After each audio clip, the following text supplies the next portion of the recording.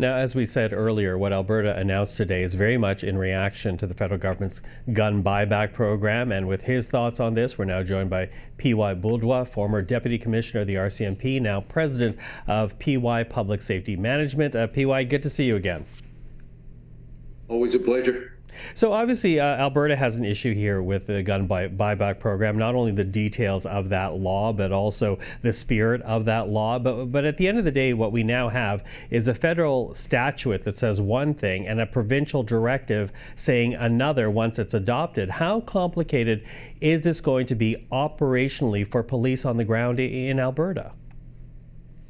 Well, it's interesting because I've been monitoring the situation, and the RCMP has been pretty reserved in their comments in relation to this public policy debate between the federal and the provincial government. And the RCMP has been indicating that this particular policy would actually have a major impact on their operation on the ground. And that particular position by the RCMP has also been backed up by the Canadian Association Chiefs of Police that have clearly indicated a number of months ago that the buyback program would be an administrative nightmare for them, and that they recommended that the federal government look at other agencies possibly to collect these firearms and administer the whole program.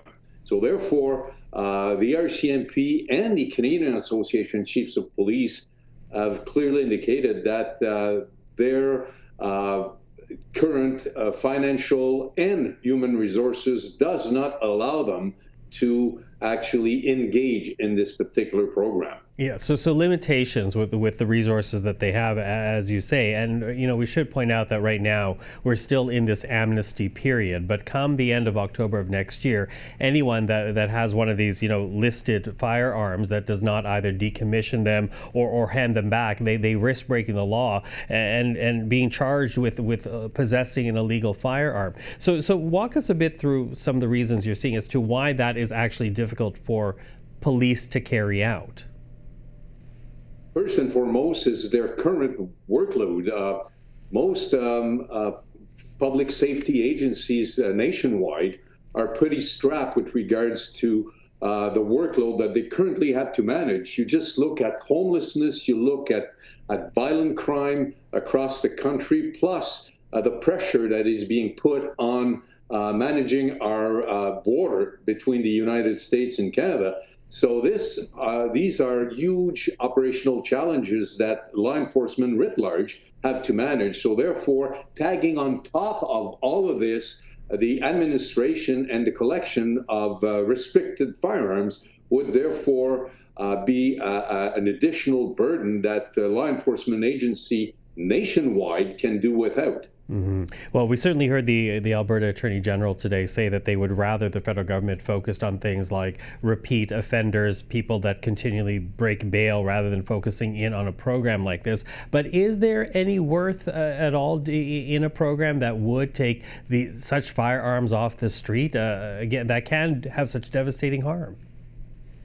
Well, the Canadian Association Chiefs of Police actually indicated to the federal government that they'd like to see new firearms-related offenses with regards to the current situation, plus to intensify border control, because a lot of intel clearly demonstrate that illegal firearms that are being used in the crime committed in our Canadian communities are coming from the U.S. And finally, to strengthen some of the penalties in relation to firearms associated, for instance, with domestic violence. So these are elements that have been put forth by the Canadian Association of Chiefs of Police for the federal government to basically focus their attention where it needs to be. Yeah, so an alternate remedy in terms of getting guns off of Canadian streets and away from violent offenders.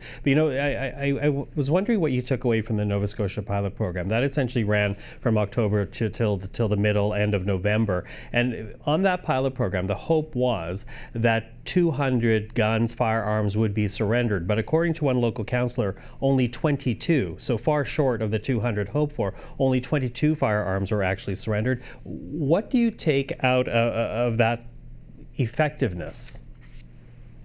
Well, there's a question of education, there's a question of prevention and enforcement.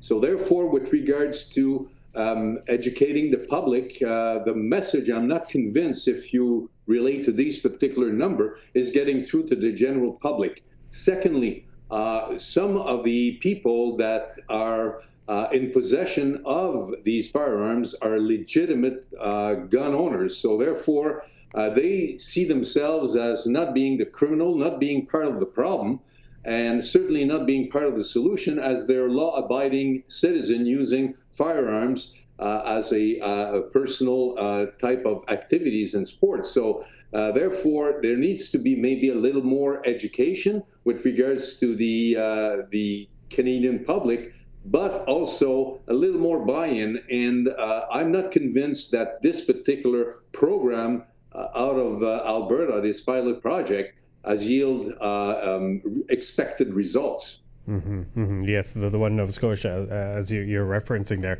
Listen, PYOs appreciate the time. Thank you for this. My pleasure, Michael.